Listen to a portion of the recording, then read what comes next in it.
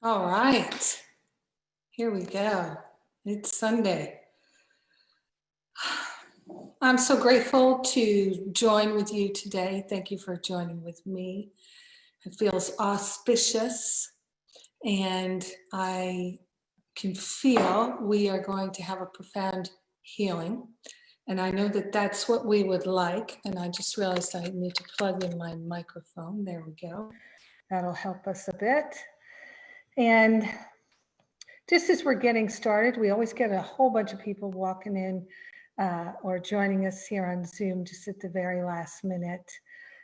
So nice to see friendly, familiar faces. Got Kieran J there, yay. Nice to see you. So glad for your friendship. And if you didn't hear Kieran J speak a couple weeks ago, she rocked the house, and all the replays are available, so you have access to that. They're all posted in our member site, and they're also posted at Facebook, for sure on my A Course in Miracles podcast page at Facebook. So, and I think I usually get them posted on my personal profile page at Facebook. Such an important time for us to come together and ground. Very, very important for us to do that. And we have a wonderful speaker and a wonderful musician today. Both I consider friends and good friends, real friends. And I'm so happy that they're here today. The three of us form a powerful triangle, and we're supported by another powerful triangle and another powerful triangle. And we've got just great people here joining together so that we can all vibrate a healing out to our brothers and sisters. So many people in the world right now are suffering intensely, very intensely. And we join together to know and remember the truth. And because we are all one, this is something that we can do that brings relief to our brothers and sisters who are suffering. And so I'm grateful that we can do something that helps alleviate suffering. And this is the reason why we come together and practice, for sure. And I'd just like to, let's see, I'm having a little Zoom issue. Okay, so with the people we can see here on the screen, I'm just curious, how many of you have been to Black Lives Matters demonstrations in the last week and things like that? How many of you? I see Lynn. All right. Okay. Just want to get a perspective. All right. Well, we are going to begin with a prayer. And we have a beautiful person. Araba is here. And Araba is one of the spiritual counselors in training. And she is a magnificent being, a profoundly deep spiritual student. She serves in our prayer ministry. She serves facilitating classes and in many different ways, in addition to her spiritual counseling training, where she's sharing in that sense too, and working with many people who love working with her in our community. I hear such good reports, and I'm grateful to know you, Araba, and thank you for praying us in today.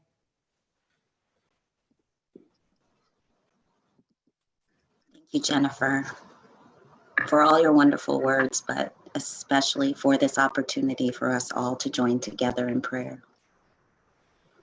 I'd like to invite everyone to just take a breath.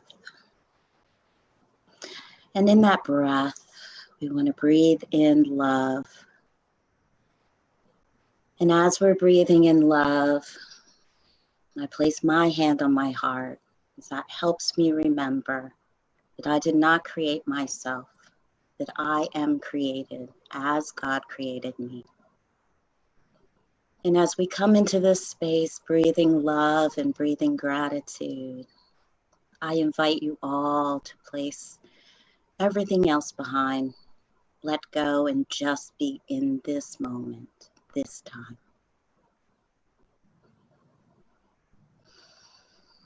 So grateful and so thankful to be the two or more gathered in the name and nature of love.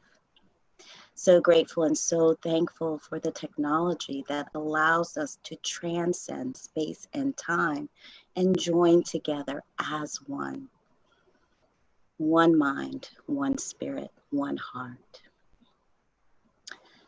We offer up this time for our healing, and we demonstrate our willingness to have that healing with spirit as our guide, knowing we are in good hands, knowing that we seek truth.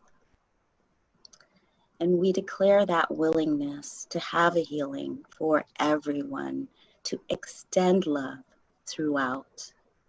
And we bless our speakers, we bless our musicians, and we bless all of our attendings.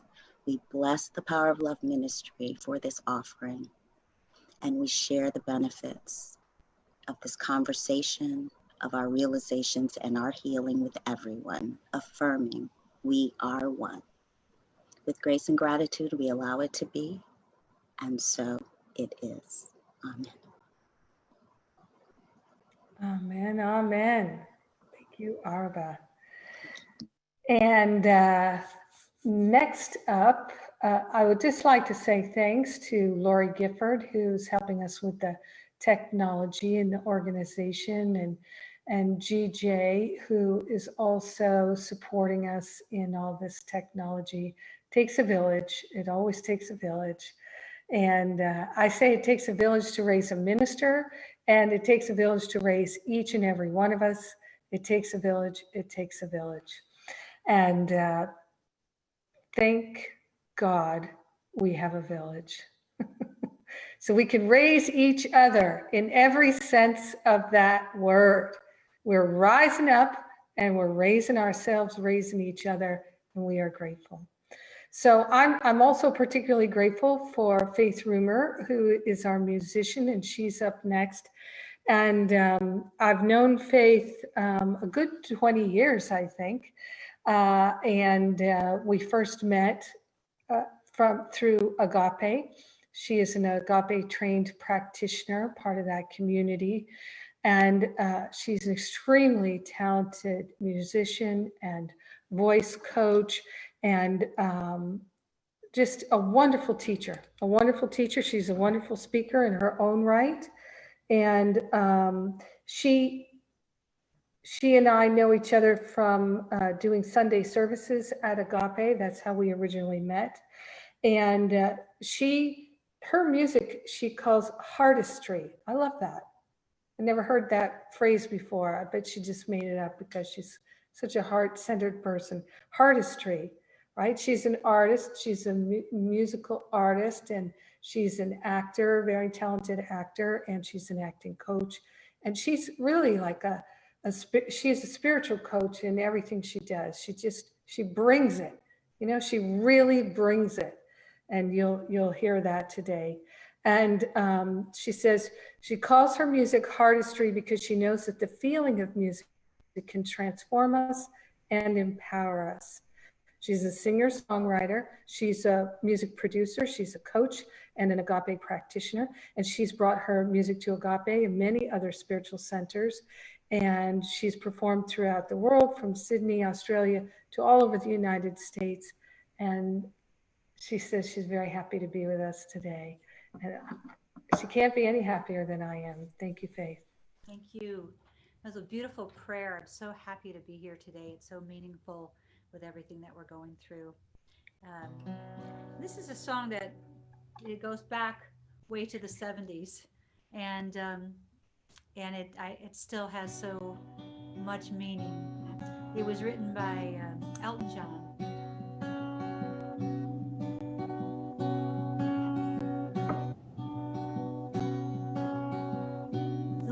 words I have to say may well be simple, but they're true.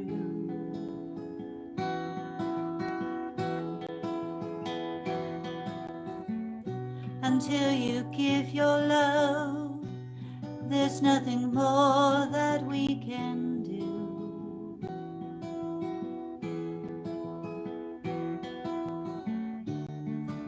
Love is the opening door.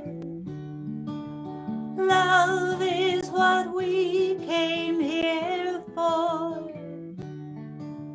No one could offer you more. Do you know what I mean? Have your eyes really seen?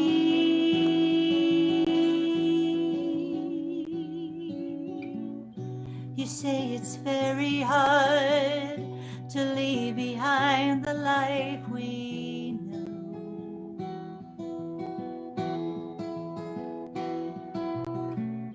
But there's no other way, and now it's really up to you.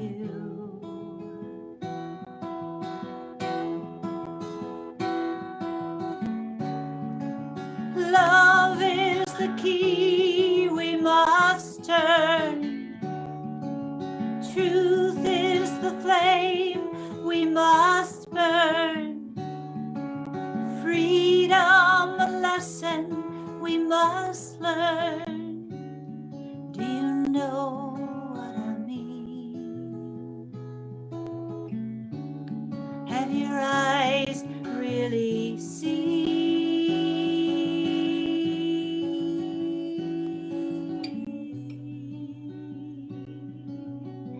Have your eyes really seen?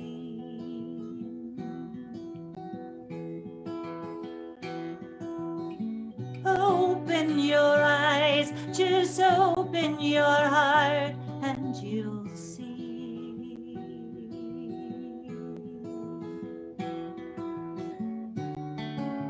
Love is the opening door. Love is what we came here for. No one could offer you more. Do you know what I mean? Have your eyes really seen?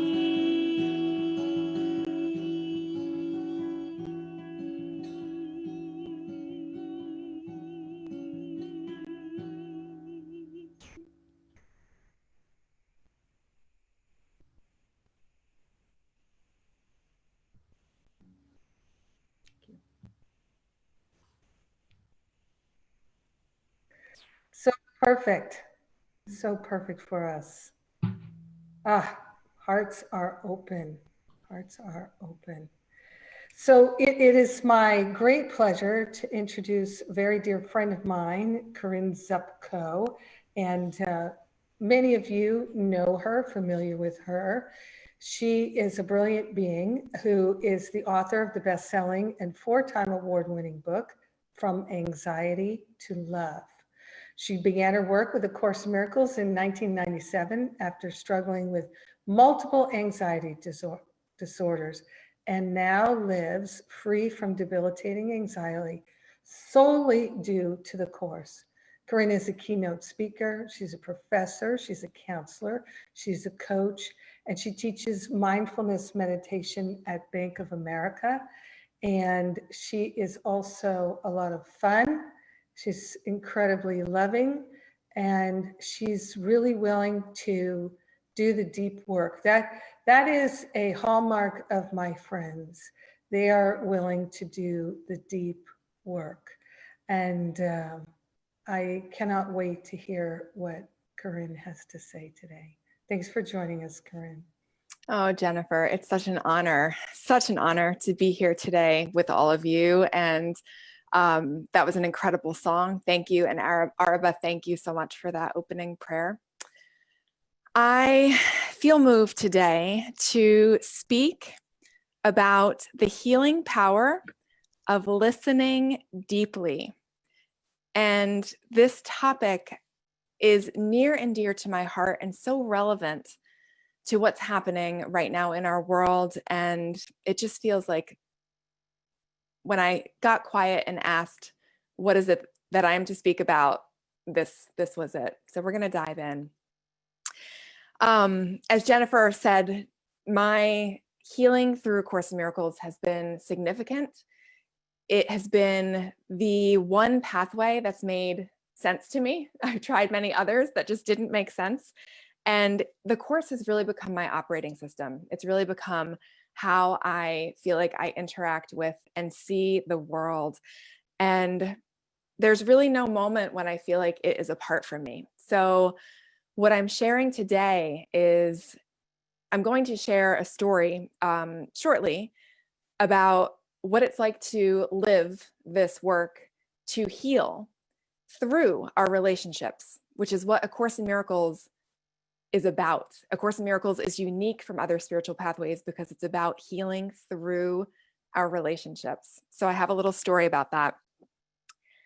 I'd like to begin with revisiting the definition of a miracle. So we very much have internalized and embraced the definition of a miracle that is that shift in perception. It's that shift in perception from fear to love.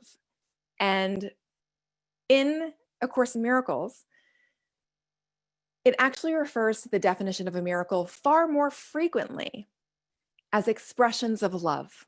Miracles are expressions of love. Yes, they are shifts in perception. And as we allow our perception to be shifted, we can then extend. We can then allow the love that we are to flow through us.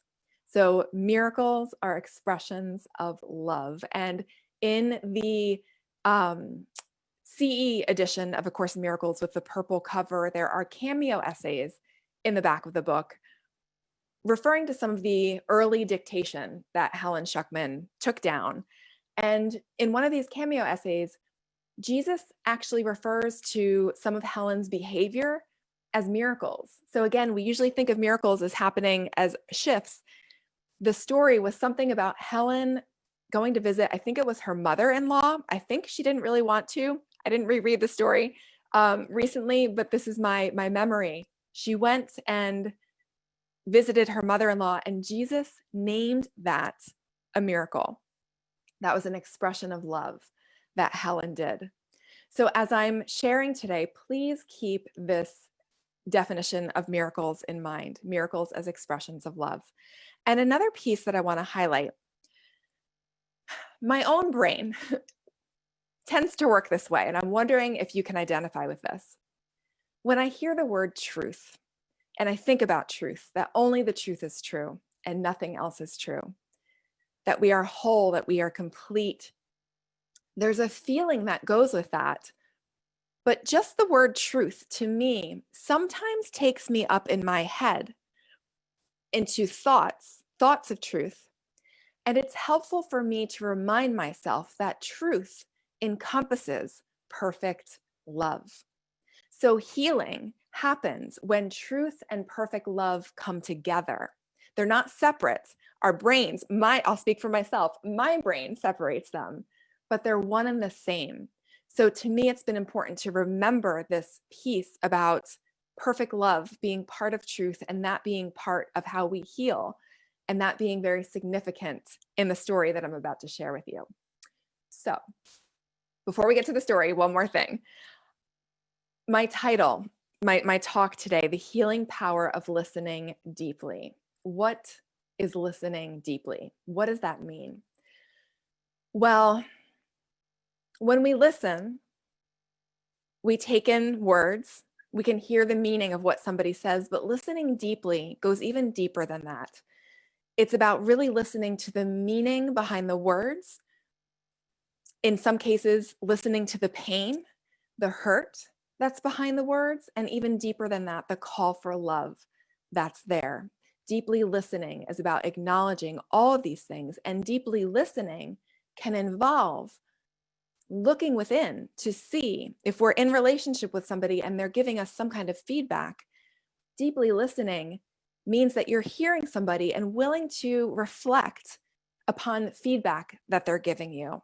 That's deeply listening to me, to enable somebody, another person, to feel heard, to feel seen, and to feel understood. And that this is so key in healing what I think is a collective relationship. We're being asked to heal a collective relationship right now on a very grand scale. But I want to take it down to give you a nice, concrete, specific example as to how this has shown up in my own life. It's shown up in many different ways, but I felt moved to share about a particular relationship. This is a relationship that is very close to me. It's a lifelong family relationship. And this person has experienced a lot of trauma in their life. They've also been the recipient of the misuse of A Course in Miracles. So we can misuse A Course in Miracles and turn it into a weapon when we throw course quotes at somebody, we throw the truth at somebody without perfect love. We use these teachings to say, just like somebody from Christianity might say, well, it's in the Bible. We do that too. We can do that too as course people. Well, it's in here, so there you go.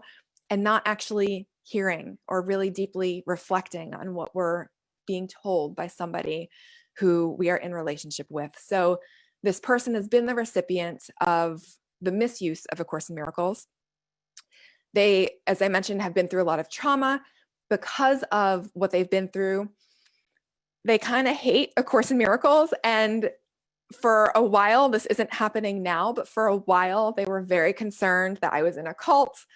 They'd send me literature on how to get out of a cult, and just to, be in dialogue with them and quelling their fears. I was reading what they were sending me. None of it applied to our studies of A Course in Miracles, and that has died down. But there are other things about this relationship too, where we have very different perspectives on our family. We've had very different experiences. So we don't share the same perspective in terms of family dynamics, let's say. And this relationship has been so challenging because there have been many times when we've been caught in a loop of attack and defense. And I'm wondering, as you are listening, if you can relate to that. A challenging, lifelong teacher, a challenging relationship, and there's this loop of attack and defense. And the way that this would play out is that this person, I'll speak in more recent years, this person would feel that I was being holier than thou because of my spiritual practice. If I would say something like, you need to look at your part too, they would say that I was, pulling my counselor card and psychologically manipulating them. And these words were hurtful. They were so hurtful to me, but they were crying out in pain for me to hear them. So what was happening is that for a long time, I felt like I was walking on eggshells. I felt like I didn't know what to say because if I said the wrong thing, it would create an explosion. And when I defended myself, that person would perceive this as an attack. And then there'd be more attack and more defense. And again, there goes this closed loop of attack, defense with no change. So it's safe for me to say that this has been a relationship that has, I'll tell you about the transformation, but it fell in the category of a special hate relationship, which is what the Course talks about. And I do believe that this has been through lifetimes of this type of pattern. The shift happened when I started listening deeply. I started listening to what this person was saying behind the words that hurt. I started listening to the hurt that was there rather than the anger, rather than this person's anger triggering me. I started to learn how to sit in that discomfort. I started to learn how to just be defenseless in the face of what seemed like an all-out assault. And that required a lot of willingness and, again, just a lot of defenselessness, that willingness to be in that defenseless space, but knowing that I'm sitting with the strength of God. And that is where I was planting my feet. So this person, when I started deeply listening, they started to feel seen and heard, and that being seen and being heard needed to happen first before they could heal. Because of the nature of our relationship, they needed to be seen, they needed to be loved, they needed to be validated and heard by me before their own healing process could happen. And it's tempting as a course student, which I tried to do, was just to, hold this loving space and just love them no matter what, and hold to the truth in my mind. But there was something, because of the nature of our relationship, there was something that had to happen on this deeper level. They needed to be heard and they needed to be seen so they could begin their healing process. So what I started, as I was deeply listening, what I started realizing was that they were actually asking me, even though they hated A Course in Miracles, they were asking me to practice A Course in Miracles to the 1000th degree. They were asking me to practice in my defenselessness, my safety lies. They were asking me to see their innocence, even though they were saying things that really felt mean and like an attack. They were asking me to still side with their innocence. They were asking me to love them. And the biggest shift that came in for me was this shift. If you remember the course quote that says, "Do you prefer that you be right or happy? Do you prefer that you be right or happy?" This person would always say that I had this, I've always got to be the right one. And even though I wasn't saying that with my words, what I finally realized from deeply listening and reflecting was that I had an energy of, I am right because I know the truth. I got this thing called the Course in Miracles. I am right. And they sensed my energy, which, I can't really know the truth if I think I'm right. Come on, there was ego there. So they felt this. And I had to authentically and genuinely let go of all desire to be right for this relationship to heal. So the outcome, it's not that our relationship is not perfect, but it's light years from where it was. And this quote comes to mind, the one that goes, "One of the holiest spots on earth is where an ancient hatred has become a present love." This quote fits this relationship, and it's been through deep listening that this healing has become palpable to both of us. In this healing experience, I then had actually a past life memory return, which was very shocking to me, which affirmed that, yes, we have been in this attack defense cycle for lifetimes. And the most beautiful thing is that now they're experiencing healing from their traumas. They're experiencing healing from their past. And I know that they're kind of dabbling with A Course in Miracles again. Not that that's the goal. They have their own spiritual practice, but they're speaking about it with another family member, which I thought was kind of fun. So I share this story to highlight that deeply listening was critical to healing this relationship. We often do not listen because we want to keep the status quo. We want to keep things the way they are. We don't necessarily, we want peace, right? We don't want to rock the boat. We don't want to have to go into this space of feeling uncomfortable. We don't want to get upset. And what that is, though, is a form of not wanting to heal. It's a form of wanting to keep the separation going by not looking at our shadows, by not looking clearly at what's happening, the tactics of the ego. We need to see those clearly to bring them out for healing. So, what is behind listening? What is when we're listening, there's something else going on.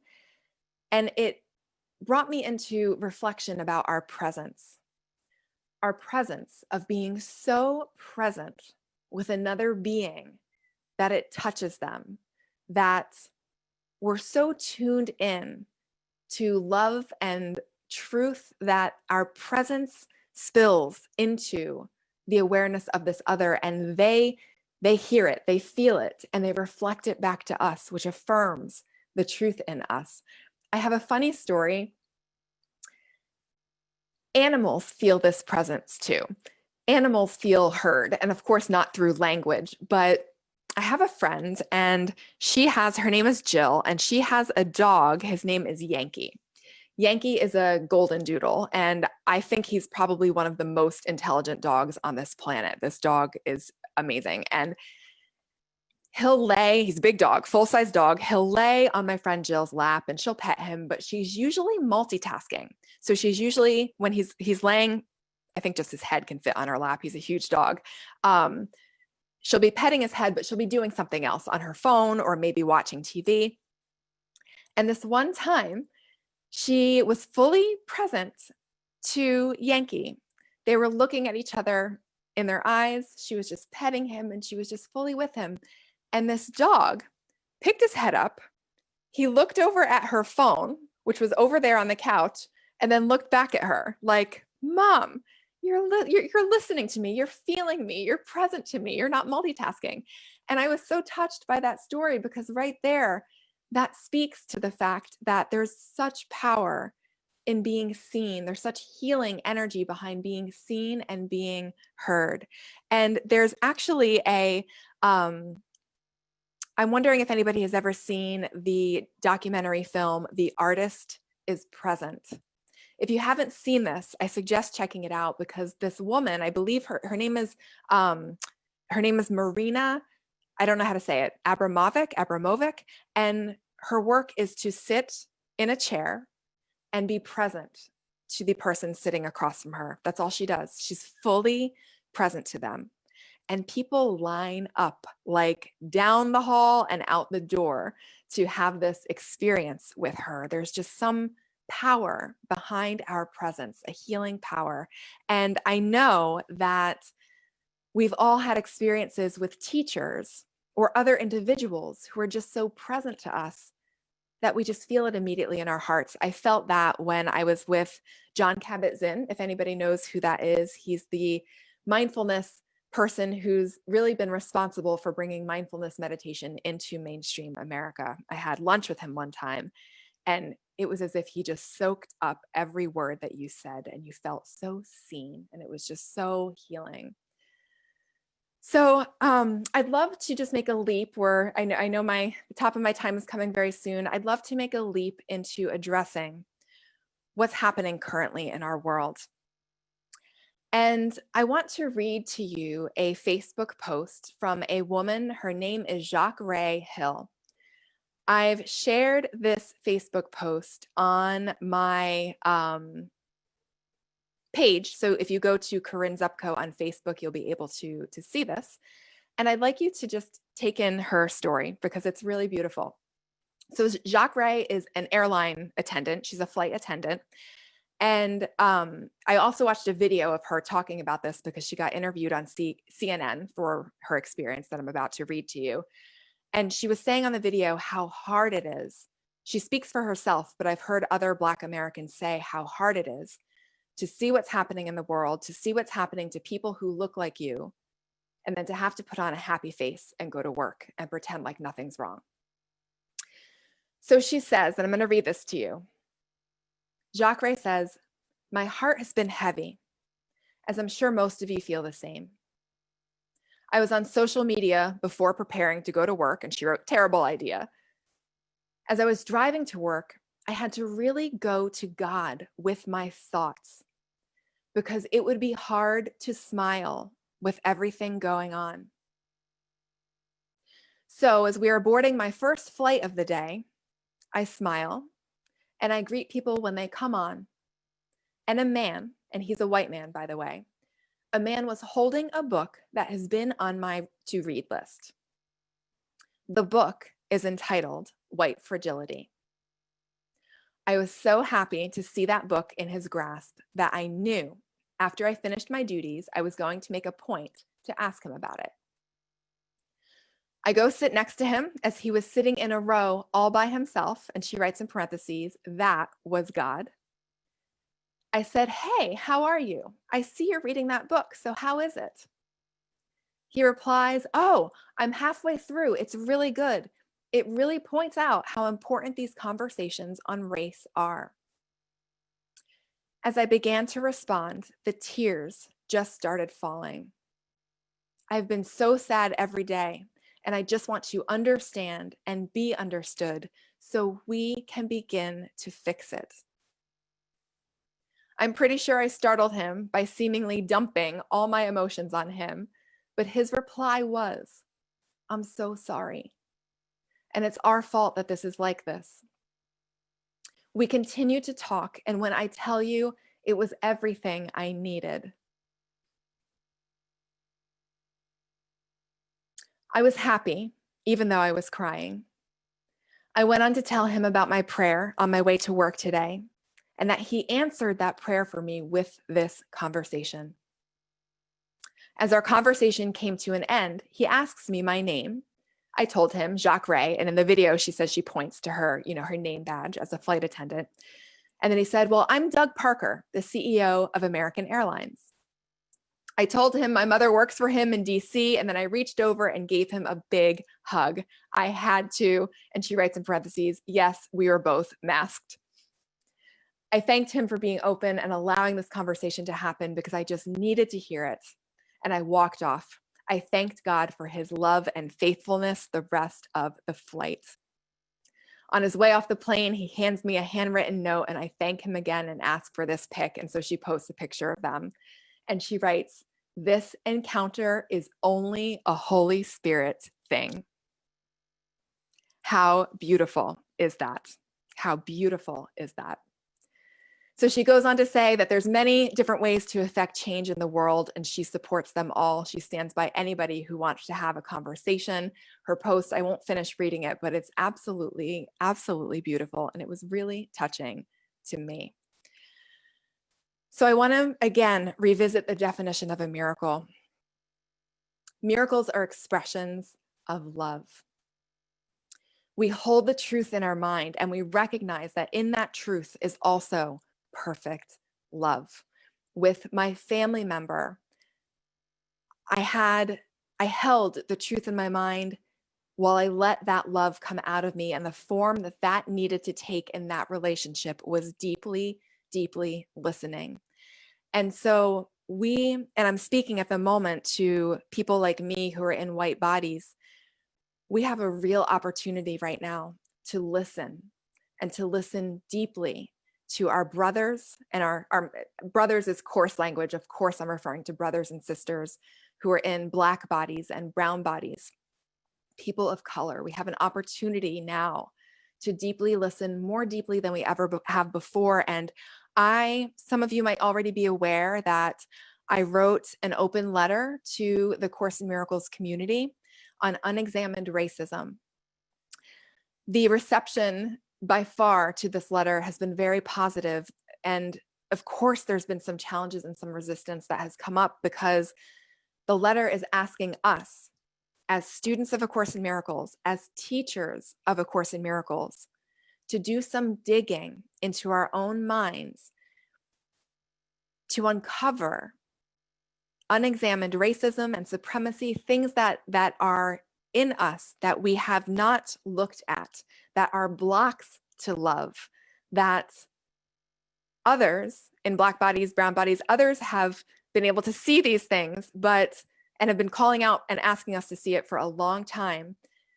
And those of us in white bodies have not. And now I feel like is an opportunity, such an opportunity to engage in this really deep exhuming of these blocks. So you can check that letter out. I know Jennifer will be sharing it on her blog. It's currently at FromAnxietyToLove.com. That's my website, FromAnxietyToLove.com/open letter, if you'd like to check that out. And we have an opportunity here. We have an opportunity to deeply listen and to bring about healing, and I believe to bring about the second coming. So I just want to end with a quote from Jesus, and he says in A Course in Miracles, "Listen, learn, and do. The first two are not enough. The real members of my party are active workers." So I will leave you with that. Thank you so much for listening.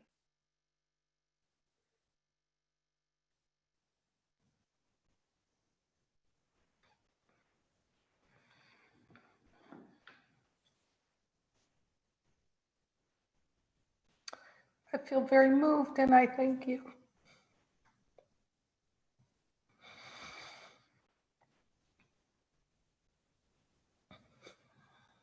Like a lot of people, I feel very moved these days. Because believe it or not, I'm very happy. I'm very happy for this time. This time has come. And deep listening is the core.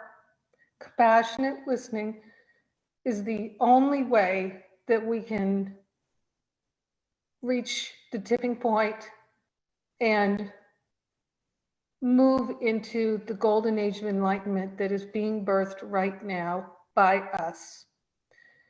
So I knew, people who participate in these Sundays, you can know that I don't ask the speaker what they're going to talk about.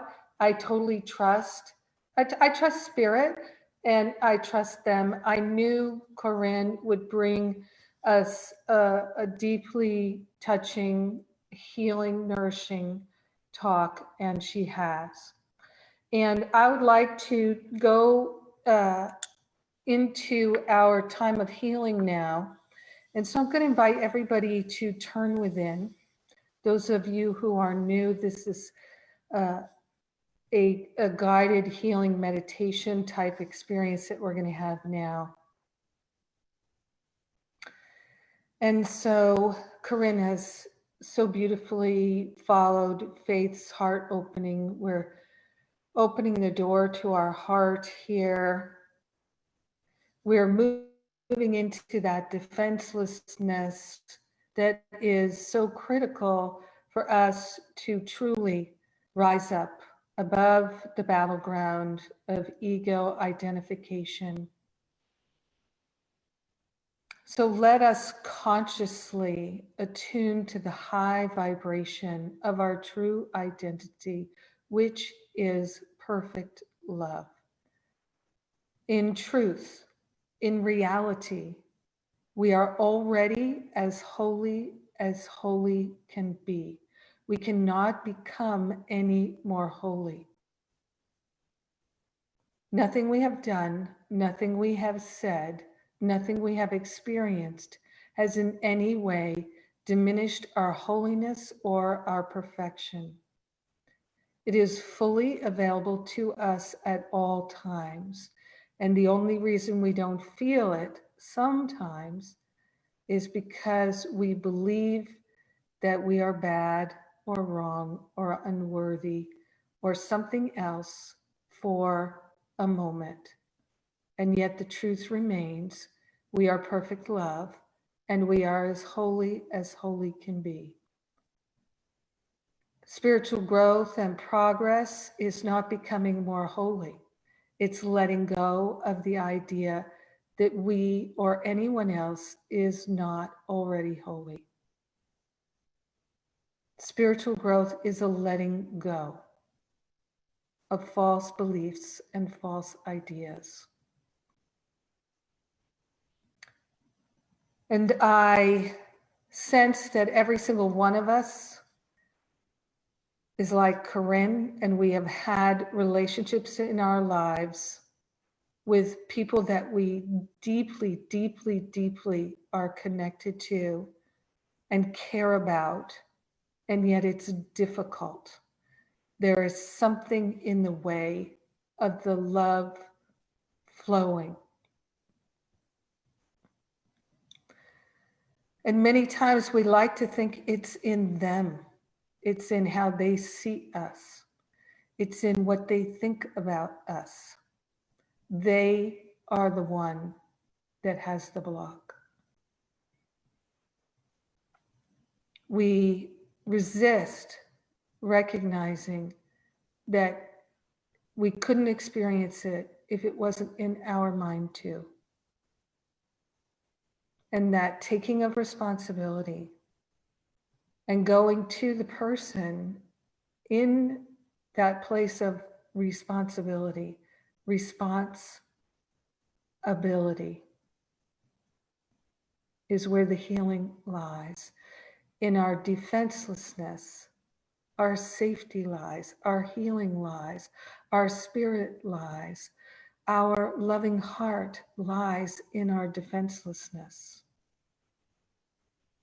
Defensiveness can be so subtle. Corinne has made it so clear to us, the subtlety of our defensiveness. It takes strength and courage and great, great willingness to go defenseless into a conversation, into our relationships. Letting go of our attack thoughts, and our defensive thoughts are always attack thoughts. The teaching of A Course in Miracles is not easy. It is not easy.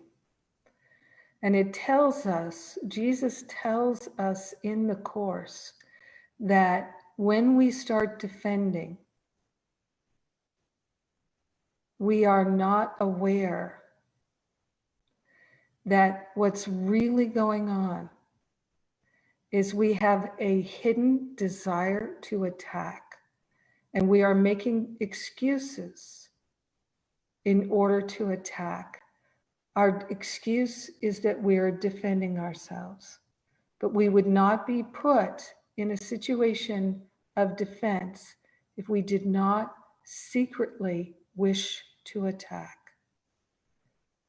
And we can own this, and we can celebrate and rejoice in our awareness of our own ego attachments and our own secret desires to attack. We can rejoice that we have the courage and the strength of mind and heart to own these patterns and to offer them up for healing, because they can be healed so quickly when we are really willing. So in this moment now, let us be more willing than we've ever been before to look at primary relationships and situations that keep recurring and recurring and recurring, where we find ourselves defending. Bring to mind the situation, the relationships, the faces of the people you know that you continuously re-experience that defending, defending, defending.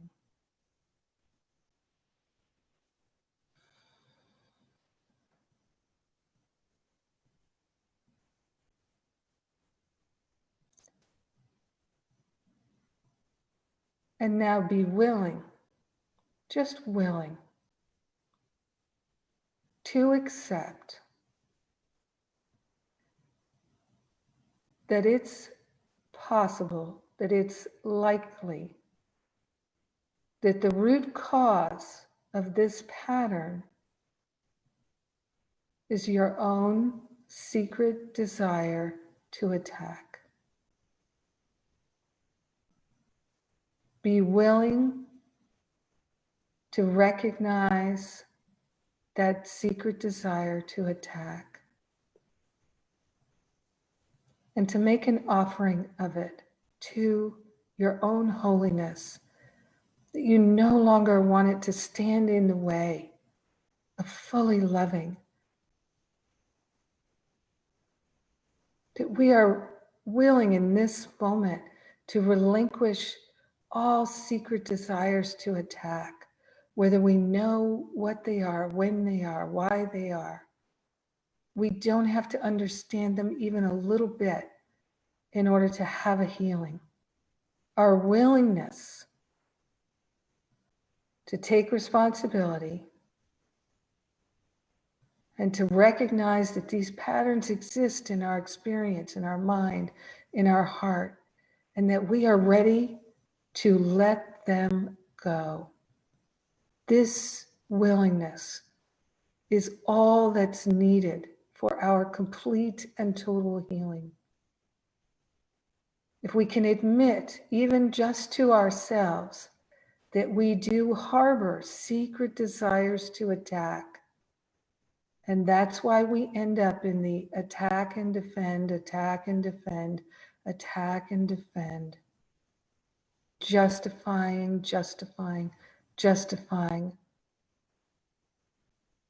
That leaves us feeling depleted and so wrong and guilty and righteous and ashamed and wounded and hurt because we've been through it so many times. Now, this very moment right now, whether you're with me in this present moment online or you're listening later, this moment right now, give it your all, your full attention. Like Corinne's friend with the golden doodle. Give it your full attention right now. Call upon your own holiness and declare your willingness to let it go. If you feel comfortable, since we're all muted out except for me, you can declare it out loud. I am so willing to let this go. I am so willing to let this go. I am so willing to take responsibility. I am so willing to take responsibility. I am so willing to choose love. I am so willing to choose love. I am so willing to admit my error. I am so willing to admit my error. I am so willing to have a healing.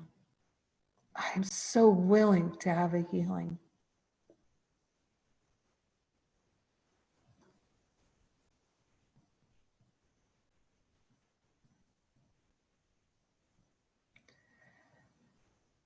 And let's take a deep breath together.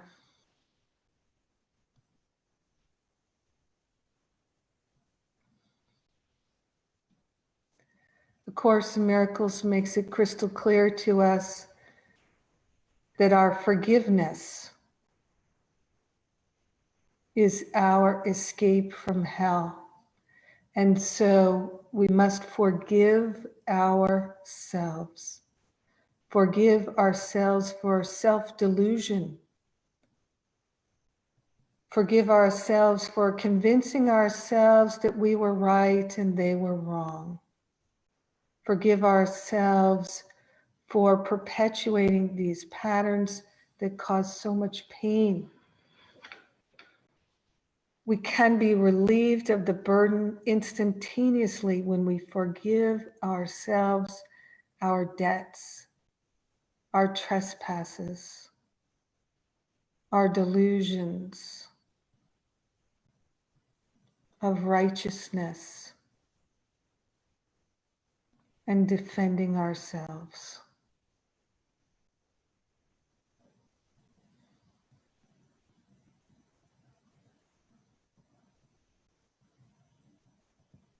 In this moment now, we choose freedom. Freedom from the past, freedom from our thoughts about the past. Freedom to love so fully and so completely, we don't even recognize ourselves anymore.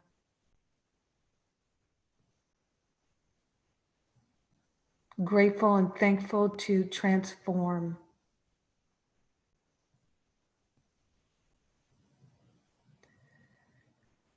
So in truly forgiving ourselves, we can liberate and go to the ones that we've been in these patterns with and take responsibility. We can admit our part. We can be defenseless. We can practice defenselessness.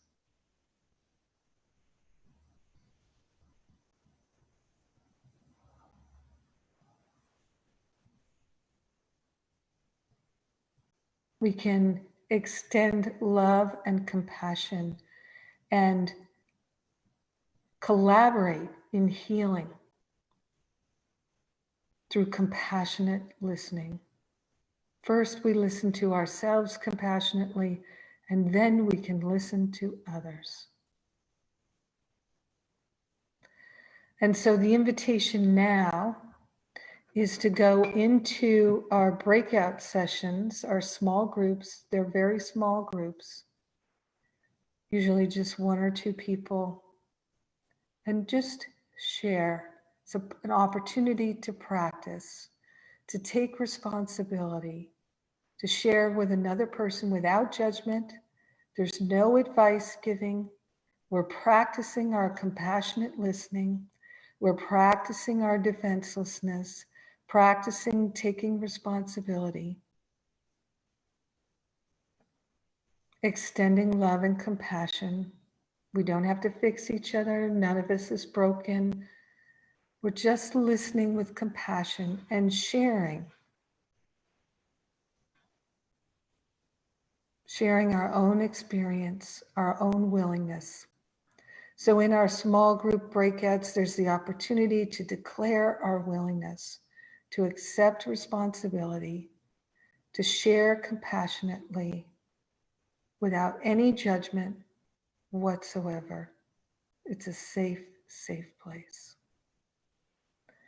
And so Lori is going to take us into the breakout. So you will see a button that you can click on your screen that to enter your breakout room. And we're just going to go in there for a few minutes, 15, 20 minutes, sharing. And if you don't wish to share, that's totally fine. You can just practice your compassionate listening. It's so powerful to just practice compassionate listening. You become a healing presence when you can practice compassionate listening, and this is the perfect place to do it.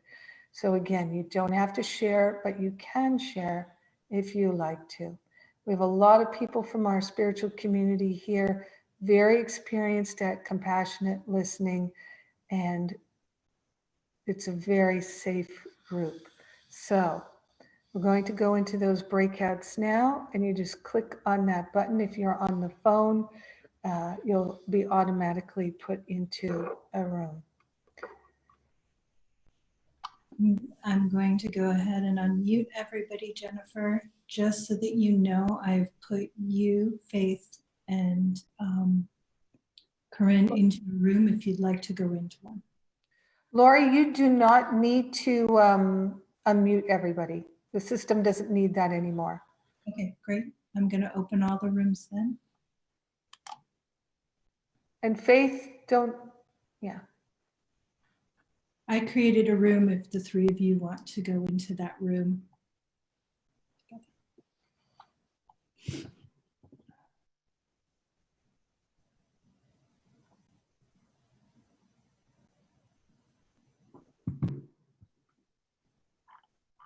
So if you don't see the button, if you're having trouble finding the button, you can wave.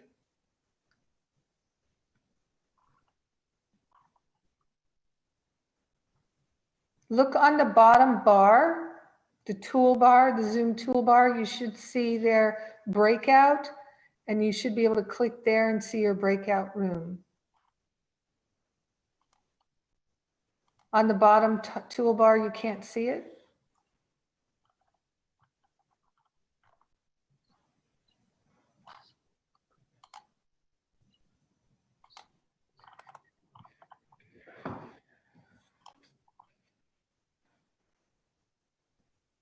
Yep, that's where so most people have gotten it.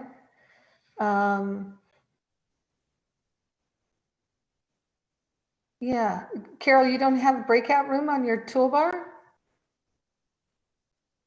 Yeah, okay. Scott, looks like you're on your phone. I don't know how to help you on the phone. I don't know where to get the toolbar on the phone. So I don't ever do Zoom on a phone. Lori, do you have any advice for Scott? Janet, do you see on the toolbar on the bottom bar, breakout?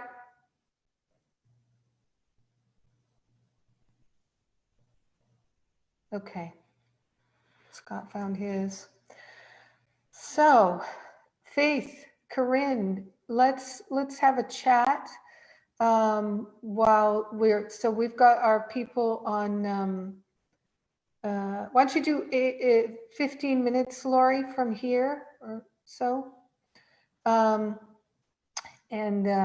We've got people on the live stream on Facebook, so watching on Facebook. So we'll have a conversation for them.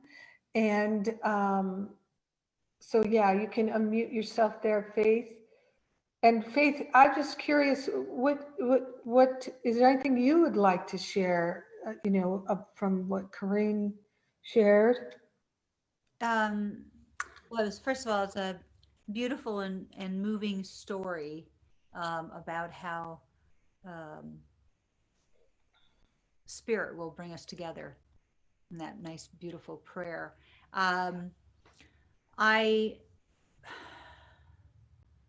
It's been a really emotional time for all of us. I know that. And I think that one of the things that has come up for me so much is that I want to educate myself more about what has really happened in our country and in the world. And because like everything, we get bits and pieces of things, like little bits. And with that education, I'm able to, I believe, have even like really deepen my compassion and to continue to look at those places in myself where I am shutting someone else out, making them the other in any way. And it can be so subtle sometimes. But any of that energy for me is that I have to take responsibility for it and really take a look at it. And it's been, I feel very, I want to say this word, honored to be on this planet right now, that we can really make a change here, that we've been called forth to do that. So it feels that way. And the responsibility for me is every day to kind of find out where I can, what can I do? What can I do? Not to sit on the sidelines and to feel like, well, I'm okay, but it's about taking action and love in action, leading with love. So. Yeah, beautifully said. Yeah. How about you, Corinne? Anything more you want to? Well, I love what Faith just said. What's coming forward for me at the moment is just that education piece and how important that is. Not just, absolutely historically, to understand what systemic racism is, how that is literally built into the fabric of this dream. This dream world was built on racism. It was built to favor white bodies at the expense of brown and black bodies. And because of white privilege, because of I'll speak for myself, my own internalized racism, my own privilege in particular, I haven't had to worry about that. I haven't had to think about it. I haven't had to educate myself. Nothing has made me have to do that because of my own privilege, because I'm in a system that was built to serve me. And so those of us in white bodies. So part of the healing I feel is for all of us to come to see that clearly. Yes, it's at this level of form. Yes, it's the dream. Yes, it's not ultimately real, but it's really real for our brothers and our sisters who every single day have been on the receiving end of ongoing subtle racism that those of us in white bodies, I heard, I can't remember who it was. Actually, I think I remember where this is from. There's a film from the 90s, I believe. It might be like 1995, somewhere around there. It's called The Color of Fear. Unfortunately, this film is not available just on YouTube or anything, but it's a phenomenal film. It's a group of men. It's a men's group. It's filmed over a weekend or a few days. And it's a diverse group of men that are there to talk about race. And in the opening introductions, one of the men, it was a white man, he says, "My name's so-and-so, and, you know, I'm racist," and they go on. Then you learn, and I can't remember their names, but this other gentleman, another white man, is like, "I'm not racist. You know, I own Native American art. I have Mexican men who work for me." Clueless. You find out later in this dialogue that the man who opens up saying, "I am racist," he's doing work on his internalized racism. He's looking at it. He's owning it. It's the man, it's all of us who say, "I'm not racist. I don't have this in me. It's somebody else." These are the ones, we are the ones that have to do this work. We are the ones that have to start looking and digging much more deeply at what we are doing to uphold racism and uphold supremacy and uphold systemic racism. You know, I want to put out there for folks watching, for those of us in white bodies, we hear the words white supremacy, racism, white privilege, and we're like, we freak out. That those words freak us out. We have a reaction to those words. So number one, we need to I don't want to say desensitize ourselves, because we need to see, you know, what's actually happening, but we need to get used to talking about this and making this part of our language. I'm comfortable with talking about internalized racism, my own supremacy. I'm looking at how these things are showing up in my life, in my interaction with the world. There's a term for people, white people, freaking out when we hear racism, white privilege, you know, white supremacy. It's called white fragility. And as I said during the talk, there's a whole book. It's called White Fragility. And that white man was reading that book, which showed that Jacque Rae, which showed him he was listening. He was willing to look, willing to do this work. So, you know, those of us in the spiritual community, in the course community, who live at a place like me, often where I'm like, only the truth is true, and I'm resting in God. This feels good. You know, I feel so in touch with the truth. Yeah. It's as if we have to come back and do some learning that we missed out on because of our white privilege, you know? Yeah. My letter, you know, my call now is a call to be willing to look at this really hard stuff, to be willing to start using these words in our everyday language: race, racism, white supremacy, white privilege. If we can get used to using this type of language, which there are communities of white people who are dedicated to doing this, that are talking about this all the time. And I'm very much engaged in this now too, but I'm constantly having to, it's not something you just get and then you're done.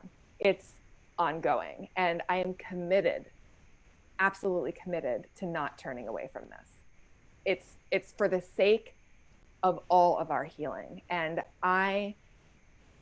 since my letter has come out, people in Black bodies and brown bodies, people of color, have shared some stories with me that have been very distressing about their experiences in the Course in Miracles community of white bodies being oblivious to the harm that we cause, some of the things that we say or that we do because of our own lack of awareness in this area. It has happened.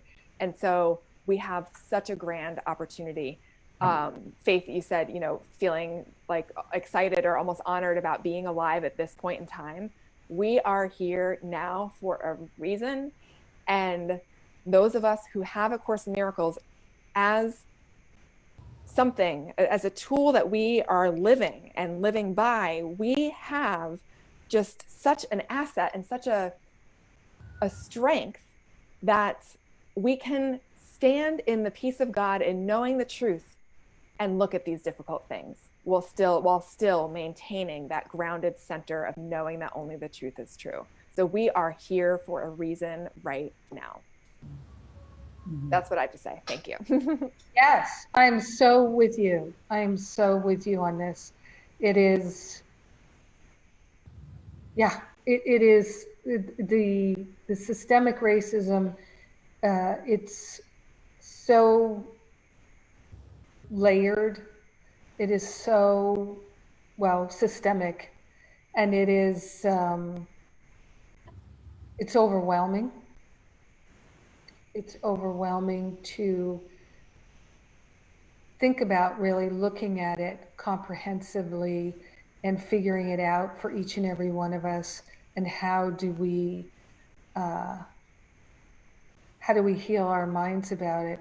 So fortunately, I think one of the things for me is to just recognize that we don't have to figure out how to have a healing. What we do and what our responsibility to do is to turn that over to the Holy Spirit and just stay in our willingness. And I'm so clear for myself that this is what my life is for. This is what my life is for. And up until this point, I've been training myself to be ready for this moment now. And I'm so grateful. I'm just so grateful that I have been training my mind for it. I know there's so much for me to learn, to recognize, to experience. And I'm so grateful that I can. I'm so grateful that there's an opportunity for global healing. All humanity can have healing. And as I shared in my my blog today, my daily shot of spiritual espresso, yesterday I was looking for things to educate myself and to be informed, and because I'm here in Vermont, I'm basically in the woods, in the mountains, and I know I'm in the right place at the right time, and because I would be totally preoccupied with going to demonstrations and organizing demonstrations if I were in an urban, suburban environment. And for me, organizing online and supporting online is really the best place for me to be. But I randomly, you know how YouTube is, I randomly came upon this video that was of someone who knows Dave, someone reading tweets of someone who knows Dave Chappelle. I think that's what it was. And that Dave Chappelle, the comedian, African-American comedian who had this experience, this exchange in a nightclub, in a comedy club with a white woman who basically said, you know, life is tough, to Dave Chappelle's talking about an experience of racism. She was very unfeeling about it. And he was so gentle, really, in handling her. And, you know, with the idea that of changing her mind rather than making her wrong. And that's what we do in the Course community. We open ourselves to change our mind, not to make somebody wrong. And even though some Course in Miracles people are incredibly attacking, oh my God, I've experienced that, Corinne's experienced that. And I think any teacher in A Course in Miracles has been viciously attacked and constantly reprimanded in social media and things by Course in Miracles students who teach only love through the form of attack. It's weird, but it's true. And as I said to David Hoffmeister, the first time I talked with him 10 years ago, I said, it's weird, David, some of these people would rather beat you to death with the book than just have a conversation. Anyway,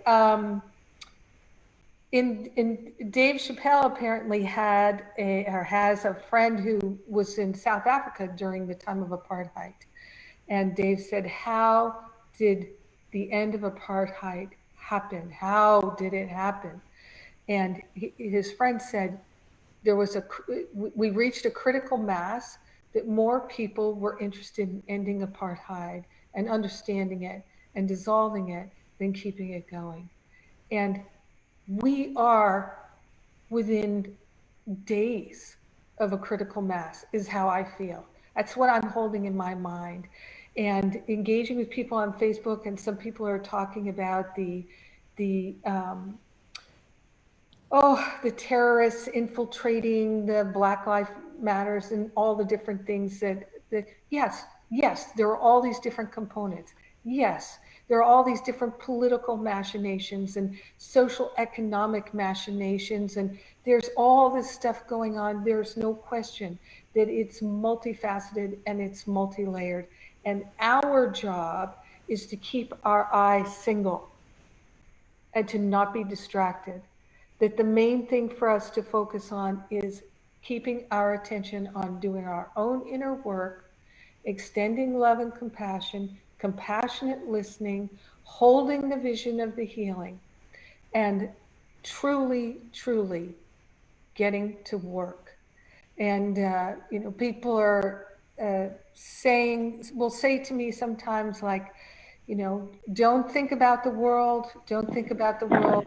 I love the quote that you shared there, Corinne, and I'm going to ask you to share it again, the one about doing. And I'd love to know where that comes from. So we're seeing everybody come back here from their breakouts. And just for my own and everybody else's benefit, if people who went into the breakouts would like to share in the chat, if you would, some share in the chat about what benefit the breakout was to you. What benefit the breakout was to you. If you would share that in the chat, I would love to be able to read that.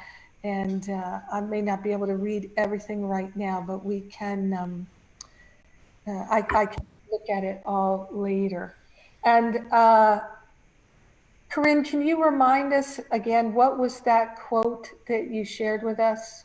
I'm trying to find the reference. I believe it's from the earlier dictation of A Course in Miracles. Listen, learn, and do. The first two are not enough. The real members of my party are active workers. Yeah. I'll find the reference. Thank you. I so appreciate it. And you can post it on your Facebook. I encourage everybody to follow Corinne on Facebook and sign up for her blog and things like that. We can talk about that in a minute. It's interesting. We've broken with our normal format of what we do on these Sundays. I'm so glad that I'm not attached to what I thought was a good idea 5 minutes ago, and I can just go with what I'm feeling now. And I'm really grateful for that. So what I would like to invite us to do now is I would love to go into the prayer time again, and then Faith, if you could give us a song after the prayer, and Araba's going to share a bit too. And so Araba, if you can share, your turn to share, and then give us a prayer, and then Faith. Thank you, Jennifer. I think this experience has been amazing. I know this to be true, and I'm so grateful for Corinne and what she shared today. A Course in Miracles has really changed my life, and I've only been a student for about 4 years, but it's changed everything about me, and I love how Corinne said it's become her operating system. I feel like I quote A Course all the time.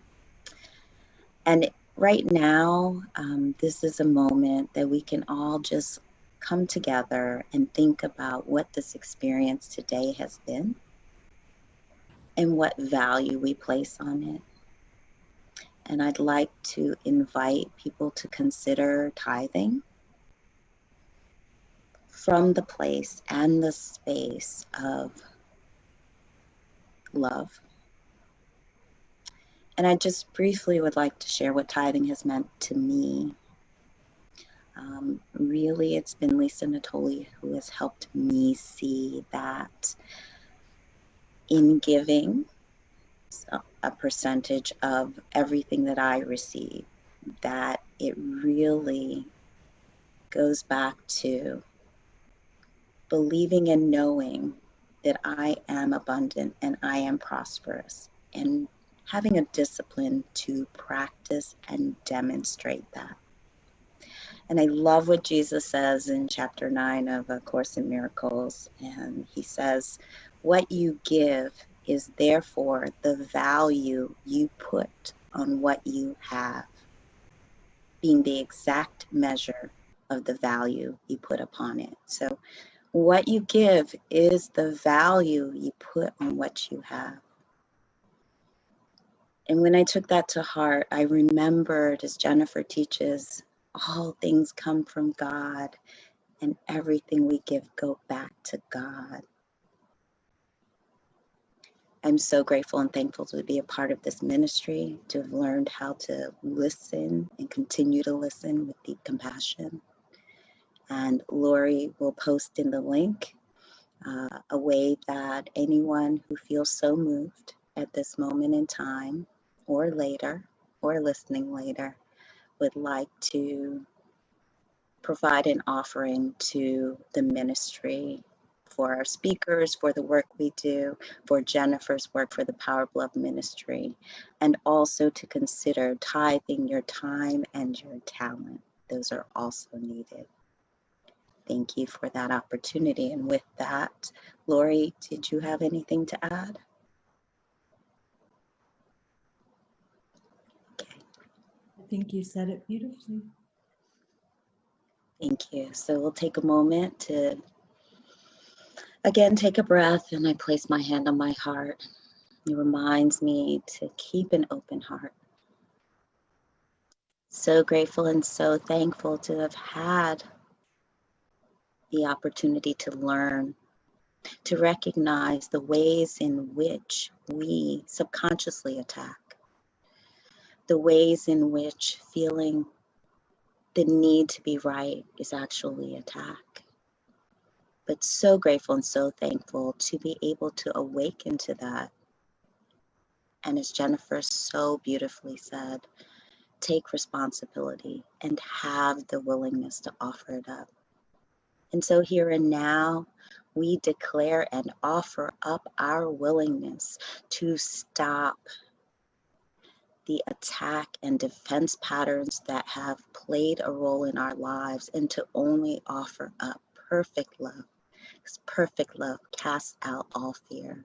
We commit ourselves to listening deeply with compassion and non-judgment, and being present for the healing that is happening in every moment. And we offer ourselves, our talents, our treasure to God in all forms, right here and now. And we share the benefits of this joyous joining of love, this joyous raising of consciousness with everybody. And so it is. Amen.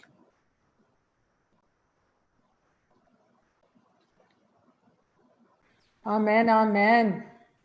Thank you so much, Arba. That was beautiful. You are such a light.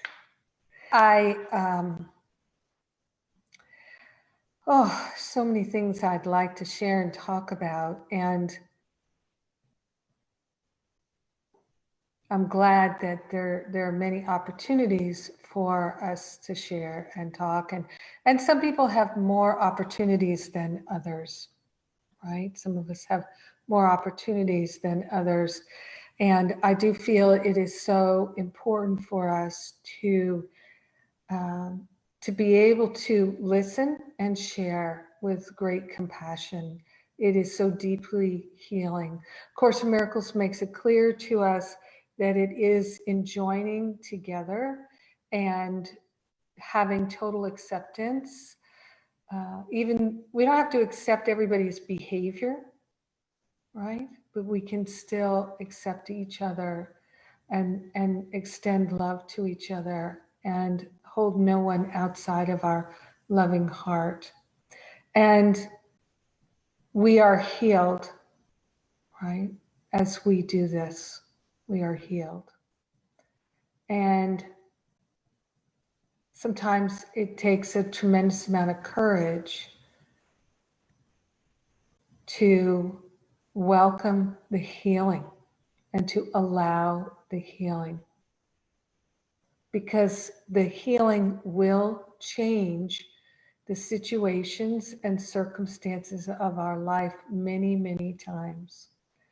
As we let go of judgments and complaints and grievances and perceptions and projections, and we take responsibility and we allow ourselves to see the decisions that we've made that have blocked the flow of love.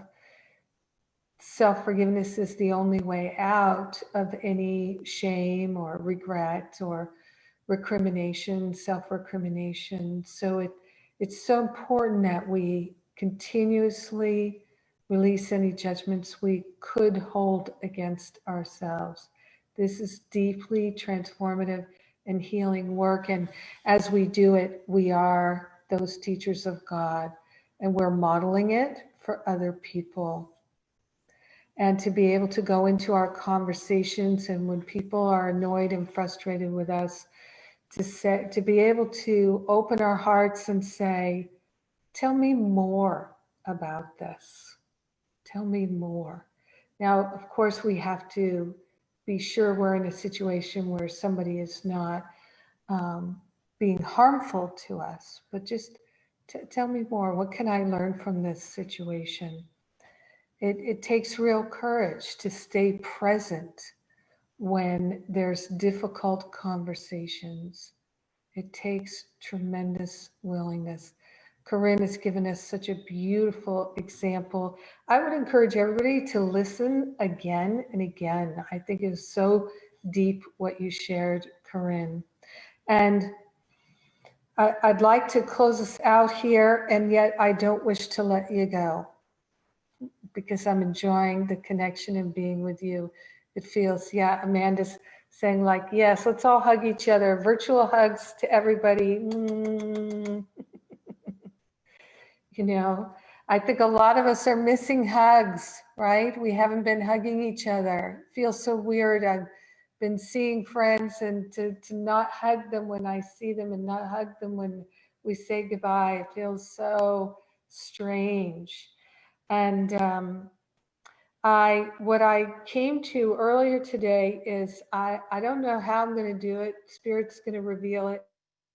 But I definitely would like to do some kind of ongoing summit class discussion on truly reaching critical mass together, and how A Course in Miracles in the spiritual community, how we can contribute in the most effective way, not just talking about it, right? But actually, what can we do? What can we contribute to accelerate?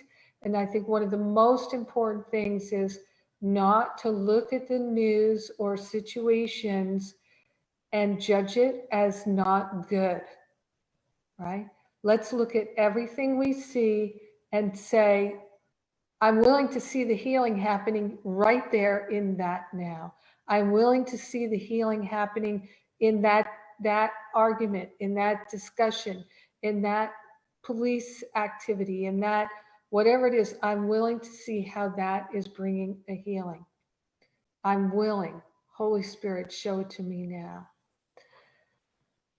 So before we go to the closing here, just really quickly, I would like to invite Corinne. Can you tell us if people would like to get involved with the work that you're doing, follow you, how can they best do that? My website is the hub of everything, and that is FromAnxietyToLove.com.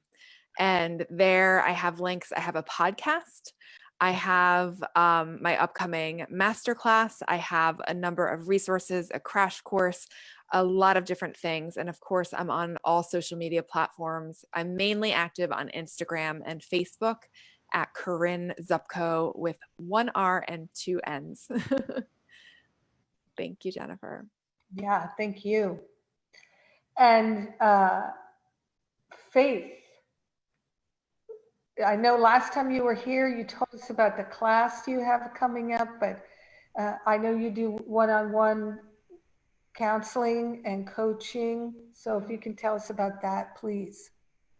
Well, let's see, my website for my counseling and all of that, and my coaching, I coach singers and actors, and I produce music, is theartistfirst.com. So you can look there for me there. And my other website for my music is faithrumer.com, and that's spelled Rumer, faith, Rumer.com. And you can go there for my music. And get in touch with me there. Both places, they're kind of connected. You can do that. And I'm on Facebook as Faith Rumer. So you can always go online on the Facebook too as well, and messenger me and get in touch with me. Excellent. And your class up for speakers. Oh, yes. When is that coming up?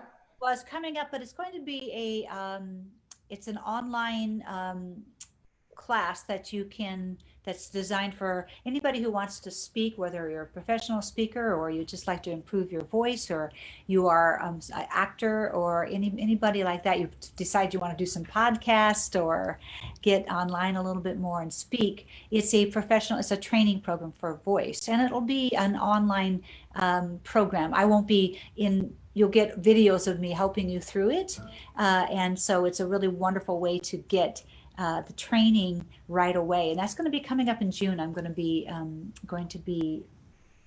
putting that out there. So I'm very excited about how that can help everyone. I'm so glad you're doing that, because there's so many teachers of God here, and they can use support in speaking up and being in their preparation for being a speaker and a teacher in that way. I also, I haven't discussed this with you, but it just came into my mind. I sometimes in my life, I meet people who don't sound as though they're speaking from their authentic voice. Sometimes it sounds like they're speaking from some other place in their voice, that they're not able to connect with their real voice right in that moment. Mm-hmm. I remember my uncle years ago, he passed away, but I hadn't seen him in a number of years, and we were together at a family gathering, and his voice had started to go like this. It totally had transformed. And I asked him, I said, you know, you sound so differently than you used to sound. Is something happening with your voice? And he said to me, you know, he literally said to me, when you've been through what I've been through, this is what you sound like. Mm-hmm. And he made it as a joke, but I knew that he was holding deep, deep, deep pain in his throat chakra. And so, of course, I blessed him and all of that.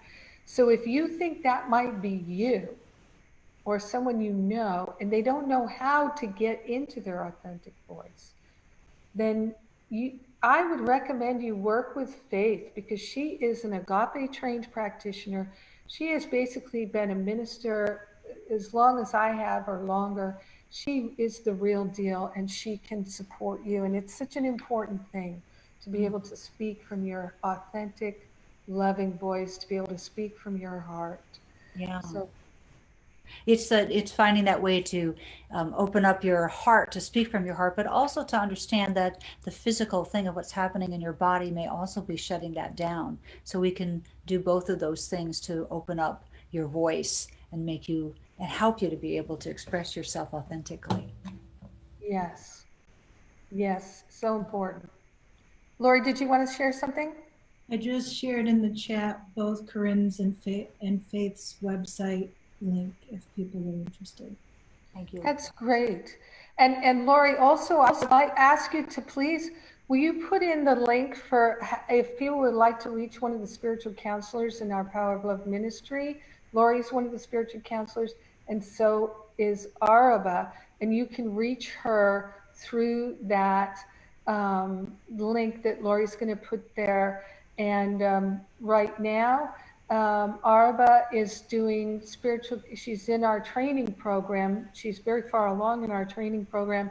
And she is doing counseling sessions on a donation basis, as are many of the counselors in training. So you can reach them and Araba through that link. And again, many people have told me how beneficial it's been to work with Araba, to work with Lori and our spiritual counselors there. One of the other things that I would like to just share is that I put out inspirational text messages on a daily basis. Jennifer Hadley inspiration and A Course in Miracles inspiration. You can sign up for those A Course in Miracles text messages and at acimtexts.com, acimtexts.com. I will also share that Corinne has been a guest on my podcast. You can also, I've got 450 episodes of my A Course in Miracles podcast. You can, and they're all free for download. And there are many, many free offerings at livingacourseofmiracles.com and jenniferhadley.com. Please enjoy them. I'd like to thank you in advance for your tithes, because that allows us to tithe back to Faith and to tithe to Corinne. So thank you for your tithes and offerings. We have staff, paid staff, that make these Sundays with Spirit possible. And it's so nice to be able to send a tithe to the folks who are volunteering their time here. And so Faith is going to give us one more song, and then we'll have a prayer and we'll be done.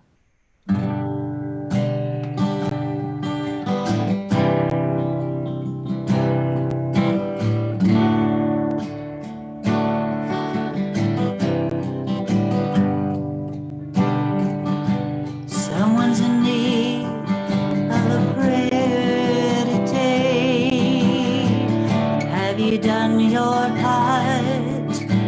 Someone's in despair this day. Have you prayed from your heart?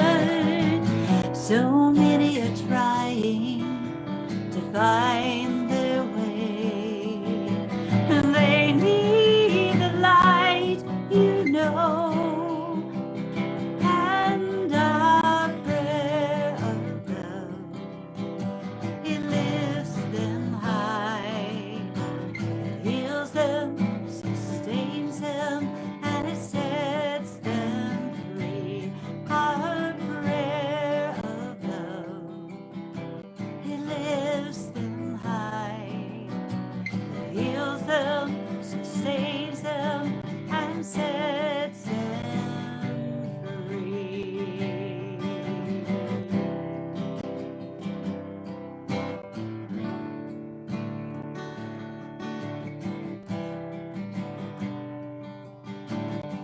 Have you spoken the word today?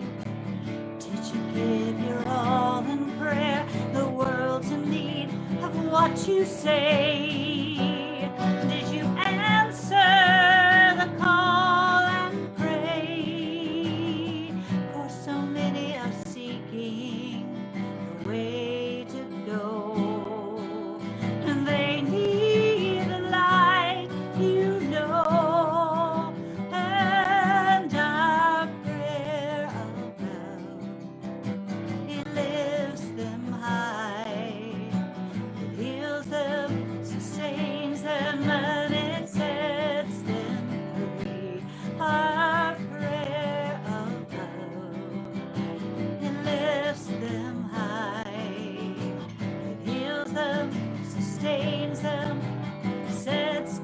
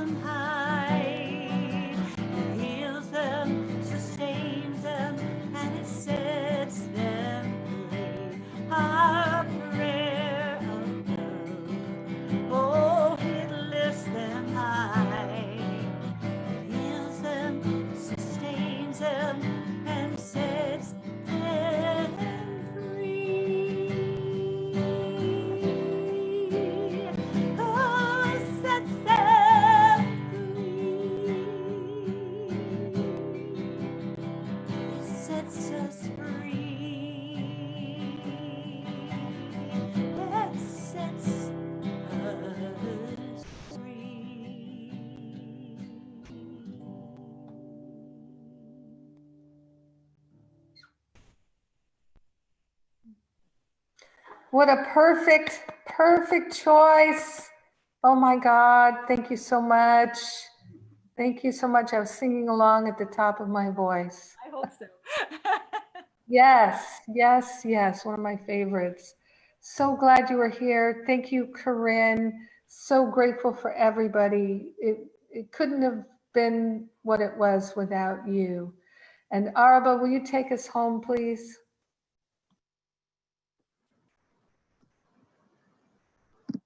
Gratefully and thankfully. I'm just going to invite us to close our eyes, place our hands on our hearts, and really just feel into the energy and the vibration that's been created here in our joining. And to begin us with that gratitude from lesson 158 in A Course in Miracles, Christ's vision has one law. It does not look upon a body and mistake it for the Son of God, whom God created.